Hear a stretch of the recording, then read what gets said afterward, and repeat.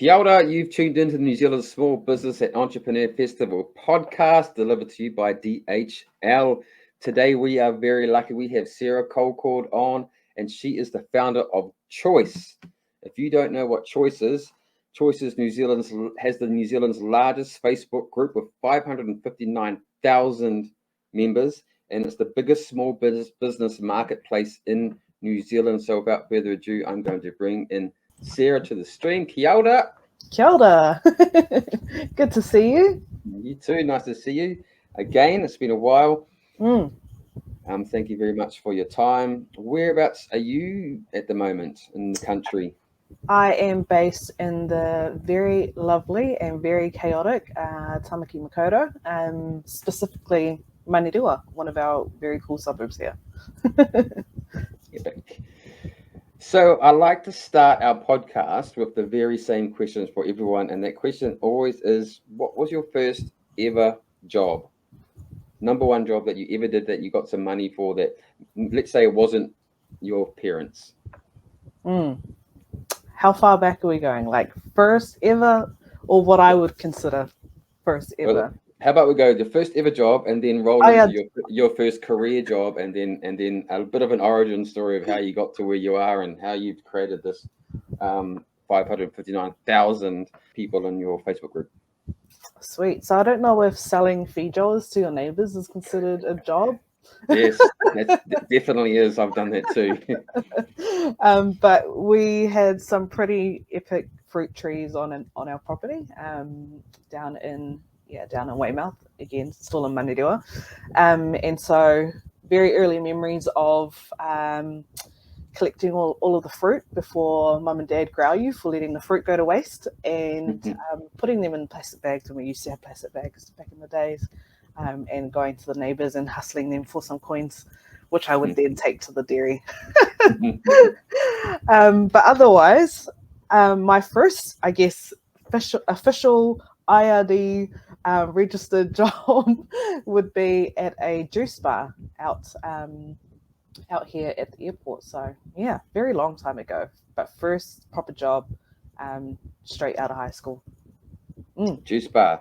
What was your favorite juice? Oh, there was like this creamy passion fruit pineapple one. It was like so good. I'm pretty sure I have muscle memory of how to make it. I can't remember the exact ingredients, but I just remember how to make it. So after you finish up with your juice job, what was your let's call it a career job, professional job, where and how it sort of started you from there to where you are now? Yeah, so my first career job was in politics. I was a politician for 3 years. So I went from the juice bar to getting elected to Auckland Council. I was 20 at the time, so I was doing this enormous campaign at age 19, and I just hit 20, and then I found out about 2 months later that I had won my election. There were 8 seats on the council, and I got seat 8.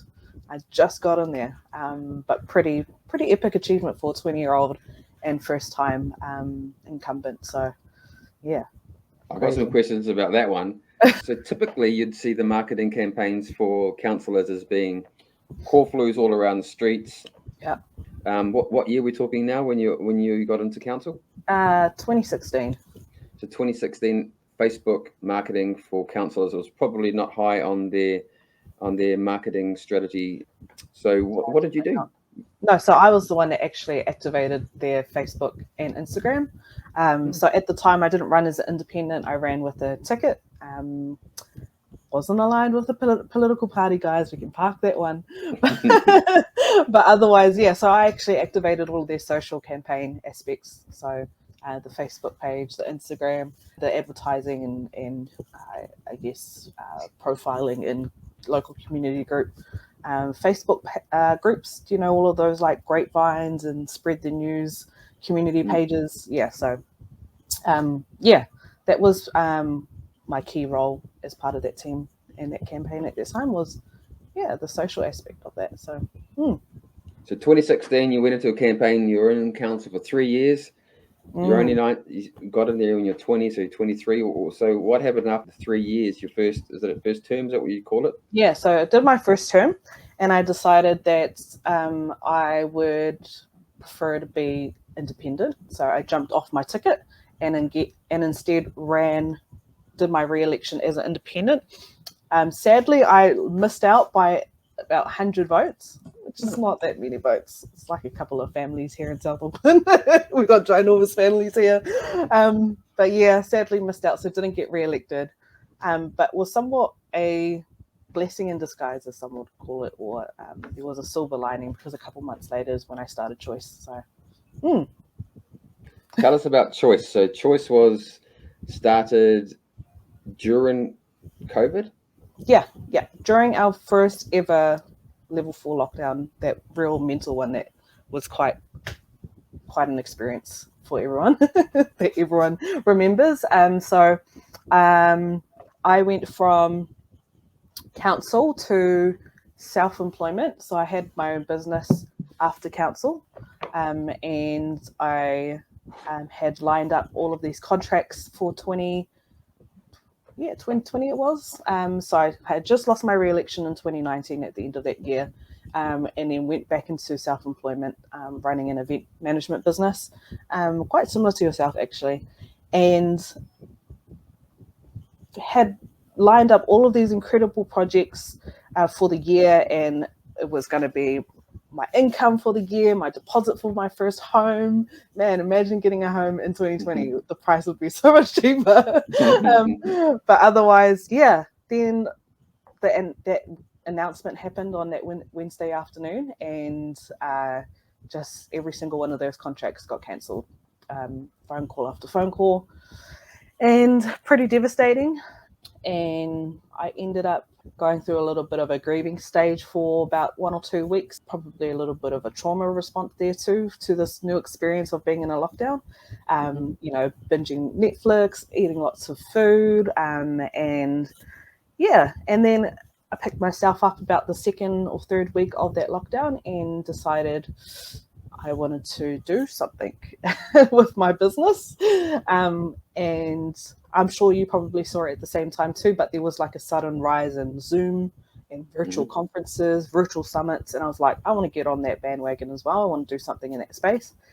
And what started out as like I don't want to spend money on Google ads. So let me just make a Facebook group where people can just advertise their business and people can just, come and support them. So that was like my moment for starting Chooice. So I started this Facebook group with the intention to promote my event business because I wanted to get on this bandwagon with virtual events and stuff. And then a week later, the group had 10,000 members.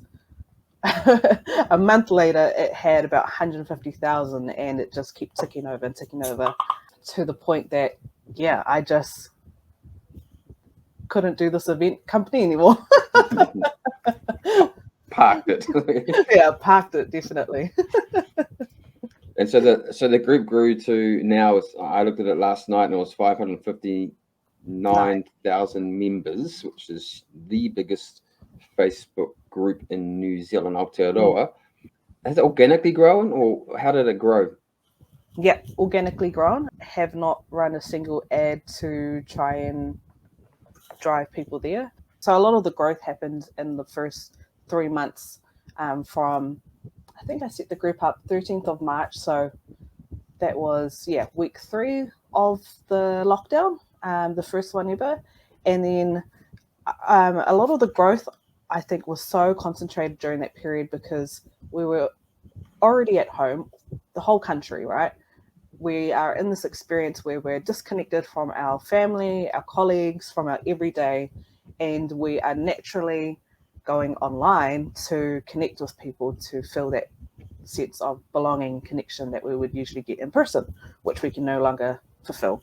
And so naturally, we just saw a huge number of people online all at the same time, and wanting to find that sense of belonging, connection. And so that group somewhat was filling that need for a lot of people, was the central place to get involved in a cause in a time when you're feeling a little bit helpless or a little bit lost, or again, wanting to find that sense of belonging connection. And so that drive and purpose of that group at the time was to support small businesses in New Zealand, which gave people all of that sense of belonging, connection, sense of purpose, movement, help, support. Yeah. I'd like to ask this next question to all of our guests too, and it's just to get an understanding of sort of what interests you, and it's about brand. Is there a brand out there that's had an impact on you, and why do you think that brand has had some type of impact on you? So there's a couple of brands that I've been watching over the years, even prior to starting Chooice, that I always remember. First one is Mustache Cookies. Mustache. Do you know Mustache Cookies? They travel the country. They travel the country in this yellow bus that they crowdfunded and raised for after their Auckland City shop was no longer feasible, so they had to close it down. And so they moved to this bus that traveled the country, selling these amazing cookies and cookie pies. Just incredible. I'm sure there's a location in Wellington, you're going to have to hunt them down, or I'll send you a box after this. But their brand is incredible because they're just so authentic online on all of their channels. From these are the challenges we're going through as a small business, like actually putting it out there. And I think for a long time, people have been like hesitant to tell their community their challenges and their struggles, or that they need help. It's been like such a taboo thing that we don't want to talk about as business owners. We have to maintain this perception that all is well, all is good. But this business was probably my first time seeing a business in our community openly being transparent about the struggles and wanting to call on our help as members of their community. So that's been an incredible brand that I've watched over the years, and so much so that their success now is, they've got this enormous community backing in, this huge platform on Instagram, well deserved as well, because they've just been authentic and transparent every step of the way of their journey, and they've created the sense of bringing their community along that journey as well. Not to mention their brand is like pretty cool. Like if you go into their cookie stores, so they actually have cookie stores now across the country. They're not just based on this bus anymore, but they're just pinked out in yellow and pink colors, with all of this really cool memorabilia, and incredible brand through and through. So Mustache Cookies. Mustache Cookies, I must go and look for that. Second brand that's had an impact on me would be Jack's Burger Shack. So they're a local burger joint here, and they're based in East Tamaki, which is another area of Auckland. But they started out as another business in my local suburb of Mainirewa called Smokies. And their brand was just so like on par with our community and the demographic that they were trying to reach. For example, their burgers were named after like 420 Blunt Burger, like yeah, say less. So their branding and their naming of their products and their food and their burgers was just so on brand, and they just generated this real organic following in our community. So it became known as like the really cool place to eat at. Then they rebranded and set up a new shop in a different area, not too far away again. And this time they named this burger joint Jack's Burger Shack after their dog Jax. So if you go to their building now, there's this ginormous graphic of a dog head eating a burger, and it's just Jack's Burger Shack, which is just real iconic. Everyone recognizes the iconic red and the iconic Jack's, the dog, on the signage. You can spot it on the main road, and that's Jack's Burgers down there. They don't have the 420, well, they still do the same burger, but they've obviously renamed all of their burgers and all of their desserts to match the Jack's Burger Shack theme, as well as kitting out their store in a somewhat similar manner to Mustache Cookie to match the brand. So yeah, I recommend you check out Jack's Burger Shack on Facebook. They recently put up a post where they explained that they couldn't pay their rent for this month. And next thing you know, the next post is, guys, can you please stagger your visits because we can't keep up, and we've had to turn off our Uber Eats because that's how many people just came out in support of them because, they've just built this incredible community, and that's simply because they brought the community along their journey every step of the way. So, incredible brand. Yeah, that is an awesome story, and I'll make sure that we've got a link to Jack's Burger Shack. So I'll definitely go and check it out. I'll ask her, what was the 420 blunt burger? Have one of those, please. What's your version now, please? What's the PC version of that burger? Awesome. So let's move back into Chooice. So Chooice is a shop window for New Zealand's biggest online community of Kiwi creators, small businesses, hobbyists, and side hustlers. So it started off as a group. The group exploded to now being 550,000, 559,000, and now you've got a marketplace for people to sell things. So what was the transition from creating that group, growing it, and then going into the marketplace? Yeah, so by the third month, May 2020, we had already hit 500,000 members, and we were at like the peak of our growth at that period in time. I had 20 volunteers around the clock, just getting through our queue. So just for context, to advertise in Chooice, businesses would create a post, submit it to the queue, and my team would check it. And then at some point, in this case, 3 to 4 weeks later, your post would be approved. That was just how long the wait was at that point in time. Because we had about 7,000 posts in the queue at that time. Crazy. Wow. And there was a point where I was like, this is no longer feasible, or sustainable to continue operating like this. It's not healthy either for my own life. I have to make a decision at this point in time whether I'm going to pursue this thing full time, or whether I'm going to scale it down, I just had to make a decision because the way in which we were running it at the time was just not sustainable or healthy. And so, and also there was a huge, I guess, outpouring of love and support from the community, from the Facebook group members, asking constantly if we were going to turn this Facebook group into a website, because they wanted to be able to find all of this cool stuff on a website too. And I was like, okay, there's definitely something here. And so that was the transition. I started going on this little hunt for who would I bring on board to help I feel support this project. What do I need to bring this to life? What kind of budget am I working with, if any at all? What kind of funding is out there? So I was pursuing, because at the time there was a lot of funding support going on for businesses and things like that, little grants. And so I was pursuing that route. I was pursuing partnerships, so looking at bringing on developers who could build it in exchange for shares, things like that, bringing on investors. So there was a lot of routes that I explored during that time. And then in the end, I ended up connecting with a business who told me that they could build this website, this platform, and there was alignment in values and alignment in mission and what we wanted to create in the small business ecosystem, and the type of change that we wanted to create too. And so I partnered with them.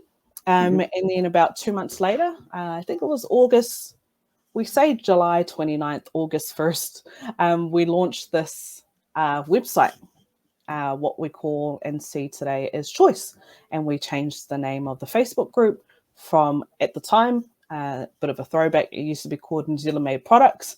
And we changed the name of the group from that to Chooice at the same time of launching this website. But our mission and values were still the same. We wanted to support small businesses and make that as easy as possible for them. So, yeah, that time flew by very quickly, by the way. It would have been hectic, even to. So the reason why you put for the listeners, the people were wanting to advertise or just put their product in your group, and then there was a long wait. Is that because you moderated to ensure that it aligned to what your values or your rules were of that group? Yeah, and so there wasn't some things that you didn't want on there. yeah, so yeah, we vetted every post to make sure it met what we call post requirements. So it's essentially just our way of ensuring that these businesses were getting the best, well, constructing their posts in a way that was going to be as beneficial or get as much engagement as possible for them. Because, you know, I would hate for people to wait 4 weeks and they've put the most paru post through and it gets hardly any traction, right? So we set these post requirements in place just to help guide some of these businesses to creating the best post that they could, the best advertisement. And for context as well, a lot of these small businesses at this point in time had never been online before. That's what we found, that that this Facebook group was actually their first experience posting on social media. And so yeah, and so for a lot of them, they needed this guidance through our post requirements on how to structure their posts and the best images to take and the best images to include, and the best way to format and where to place their website link. So yeah, there's a huge educational piece in there as well that we did. So yeah, that's why it took so long. And I'm assuming that you wouldn't just prove 50 in a row and then slam them all on your page because they'll just get lost in the noise too, wouldn't they? Yeah, exactly. So we had a whole strategy around what time we would approve, how many at that particular time, and then how long until the next session of approvals. We were constantly doing declines to allow people to come back as quickly as possible with their amended post or their amended advertisement. But in terms of approvals, that was just on a different time frame. So, So have you got any anecdotes about someone who posted on Chooice who's never been on digital before and just blew up in terms of like this, like, wow, I had so many orders, it's ridiculous? Yeah, so there was this one particular like they sell sausages. So we have people that not only sell physical products but sell food as well, which is awesome. There wasn't really a limitation in terms of what kind of products we disallowed on the platform, so we supported everyone at the time. And their first post they didn't even have a website, so you couldn't check out. You actually had to message them on their Facebook page, and they didn't expect the response that they got. And so we're obviously very overwhelmed by the number of messages that they received on their Facebook page, so much so that by the time they advertised the second time, they had this really quickly thrown together makeshift website that had a checkout button so that they could improve that experience for not only the buyer but for themselves as well in terms of efficiency. So it was literally a sausage festival. It was a sausage festival. Sorry, I'm a dad and I have to put on some dad jokes every now and again. You can have that one. I can have that one. So you built a group up to 550, now 9,000K followers. You created a marketplace. When was there a time where you're like, okay, this is taking up a ton of my time, a ton of my volunteers' time or admin's time? When did you monetize it? Yeah, great question. So Facebook group was created in March. And then in May, I secured the investor on board. So my first shareholder, and turned it into a business and then launched the website by July, August. And then it wasn't until December, so the end of that year, that we introduced our first fee. And the fee was a 5% commission, only on sales on the website. On your website? So for the entire time from March 2020 to December 16th, same year, so very long time. It was entirely free to advertise on this platform. And for context, people were generating thousands of dollars from a single post, which is crazy. And so by December, we realized a long time ago, but it was just a matter of convincing me, to be honest, because for a long time my background has been community development, youth development, and I've always just been very service orientated. Profit or money, generating income, monetizing things has never been in front of mind for me. And so for me to have the discussion around monetizing was very hard. And so it took a long time for me to be brought into this concept of we have to generate income from this. Because it's not, I knew it wasn't sustainable, but I've always had a hard time charging people. And so it took us to December 17th to introduce our first fee, which is the 5% commission. But in the meantime, you could still advertise your own website in the Facebook group free of charge. So, and it was optional to set up on our website. It wasn't a compulsory thing at that time. So,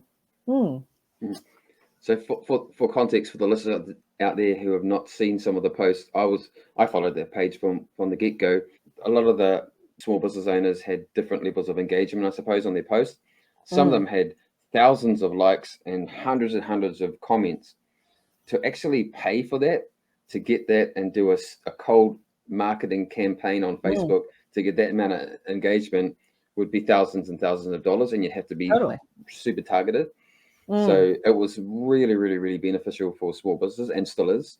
So I like, on behalf of small businesses in New Zealand, which I do not have a voice for, but thank you for doing that, because it did really help people through a really tough time. From that March to December was a super tricky time. Everyone was at home, or not that whole time, but people were at home for like 3 months.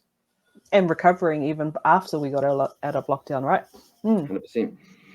You started off this group. What was the plan? Like, did you go like this? I'm just going to roll with this and see what happens, or did you just go write down a sort of a strategic plan about how this project's going to progress? So, when I was creating the website with the people who are building it, I was very adamant that I didn't want to. Well, the singer that I was creating, I wanted it to solve the pain points that I was seeing at that point in time. So creating not just a marketplace where buyers and the community could find things and purchase things easy, but also to allow small businesses who might not have the most advanced digital skills to be able to create a digital presence online, possibly their first one, as easy as possible. So I didn't want to be the one creating pain points for them. I wanted to be the one solving them, creating this incredibly easy platform to set up on. And then from, obviously, when you're creating a marketplace of this size, it's going to be an MVP, because, that's always the first step, creating this concept that is trying to prove something, right? And so we created what we see today as the current website. The current website, you go to our website, chooice.co.nz, that's actually still our MVP. And the reason why we're still on our MVP is because now our next stage of growth requires us to raise about minimum of $1 million in capital to be able to fund our next stage of growth, which includes a complete rebuild of our website, coded from scratch, as well as yeah, I know. Yeah.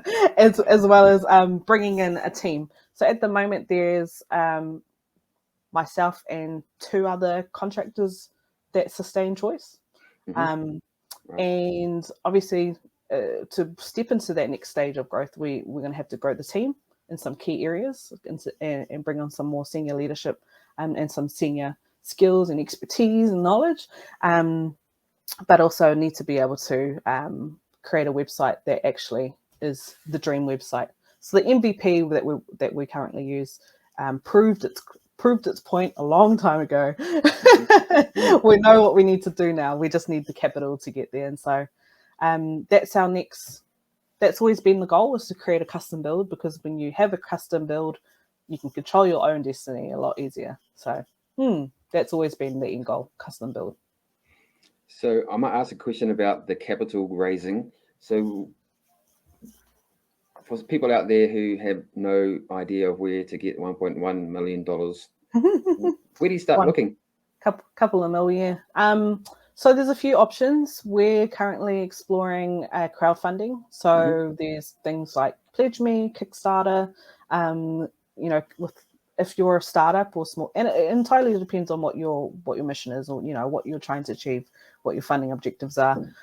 With Kickstarter, you don't necessarily need to give away a percentage of your company, so that or equity. So it might be an ideal situation where you just want to kind of create rewards and in exchange for donations or money. But in this case, we're going with Pledge Me. So we're looking at giving away equity to the community in exchange for funding for funds, and fingers and toes crossed that we can hit our pledge later on in the year. So keep an eye on keep your eyes and ears out for our Pledge Me campaign later on in the year. But yeah, there's a lot of options out there, and I mean, alternatively, you can look at what funding is available for businesses. The government always has grants available for achieving particular funding objectives and things like that. So if your business could create an event or project or program, you could be very much in line to secure a grant through Auckland Council or central government, things like that. So there's a lot of options. Otherwise, you could look at angel investors, venture capitalists, so many routes. But yeah, it just takes a long time and a lot of hustling to get to that point in time. Unfortunately, gone are the days where people just pull out their checkbooks and sign you away some money. Another good place to start if you are trying to raise some capital would be to contact your economic development agency that's around, and they might be able to help point you in the direction, or your Chamber of Commerce as well, where there's some regional business funding. Not at that level, but there is different levels of support that out there that can help you. We've got a podcast coming up with Andrew Wilson, who's the CEO of Rotorua Economic Development Agency, and he talks about what they do as their agency and what others do as well. So if you're not familiar with your economic development agency, you can just Google it, or just go to your Chamber of Commerce and become a member. That sometimes is helpful as well. What's been the biggest learning for you throughout the Chooice journey, and things that you wish you knew ages ago that you know now? My biggest learning has been to not undersell myself in my business. What I mean by that is when you create a monster like Chooice, there are so many people that want to come to the party, who want a piece of the pie, as they say. And it's really important that you don't sell off too much of your company or undervalue your company in those early stages to the point where you're disadvantaging yourself in the long term. So it's really important that in early stages that you actually start thinking about the long game. And it might seem hard to start imagining that in such early days when you're setting up a startup, but it's really important that you actually start thinking about that long game. Where do I want this company to be in 5 years' time? What would I want the investor structure or the equity structure of this company to look like? Where do I see myself in that company in 5 years' time? So actually start thinking about that stuff, because it's really important, and it will determine those early days for you, how much of your company you give away, who you bring on board, and how you start building out your product. And obviously, we all wish we knew the things that we know now back then. It would definitely change a lot of things and a lot of the journey. But also they are lessons that I would have rather not have learned. Lessons I'm grateful to have learned, because I would have rather learned them now than later on the track. Because actually those are learnings that are going to help me inform my business even better now. So yeah, those are definitely some lessons to have learned. What's the best piece of advice, or couple of pieces of advice you've had from other business owners or people that have really helped shape the journey for Chooice and help you grow the way that you have? Always get more than one quote. Oh, I learned that years ago though, so not so much related to choice, but definitely a business journey is always get 3 quotes. That's the rule in event management. And that applies to business, definitely. Always get 3 quotes, always get second opinion. Other piece of advice is oh gosh, just making sure that you have the right people on your team. Like, you want people that are gonna make you uncomfortable in the good ways, not the bad uncomfortable. The ones that challenge you and push you to do better, to be a better leader, that hold you to your word and hold you to account. I think, as well as, don't be afraid of following little ideas and little sparks, following the curiosity and seeing where it leads you. I mean, that's kind of like a little thing, not a thing. It's kind of how Choice came together, right? I followed this little inkling, I followed the curiosity and ended up creating this ginormous beast. And so I definitely would say follow your curiosity. And if you've heard me speak before, I always say that, but I actually do really believe in doing that. So So my next question was going to be, what would you say to someone who's got a side hustle or a small business and haven't had the courage to take that next step? But I suppose you just answered it with follow your curiosity, because you never know whether or not it's going to be the next massive thing in your life or not. Exactly. And as they say, the best time to plant a tree was yesterday. So just do it, as they will say, just do it. I've got a couple of questions to go. What sort of content do you consume, or what does Sarah do to escape from all the busyness in life? What's your escapism? What do you do? What do you listen to apart from our podcast?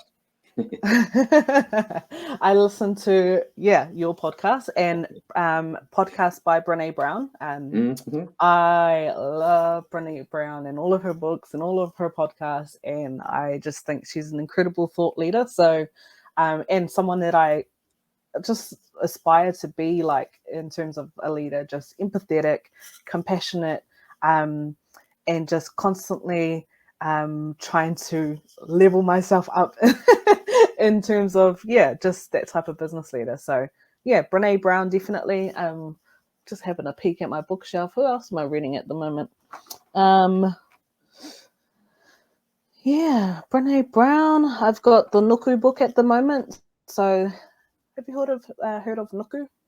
They're an Indigenous podcast, and they've just brought out a book to commemorate their 100th profile. So as part of their podcast, they interview, somewhat like yourself, 100 Indigenous women in New Zealand doing incredible work in all different spaces and industries, not just a particular one. And so for the 100th one, they brought out a book of all of those stories of all of those Indigenous women in New Zealand. So I'm just making my way through that book at the moment. It was, I bought a whole box for Christmas and gifted them to all of my friends and family for Christmas. They made incredible gifts. But I recommend Nuku. So Nuku, sorry. So Brené Brown and Nuku. Cool ones at the moment. Last question. Who do you think would be a good guest to have on the Smee podcast? I'm going to say Brené Brown, but I've been asked that one before. has not been returning my calls. So damn. I love this particular lady so much. She's an incredible wahine toa, and her name is Dil Kosa. She's a serial entrepreneur. I'll give you her details after this. Sorry, Dil, if you see this.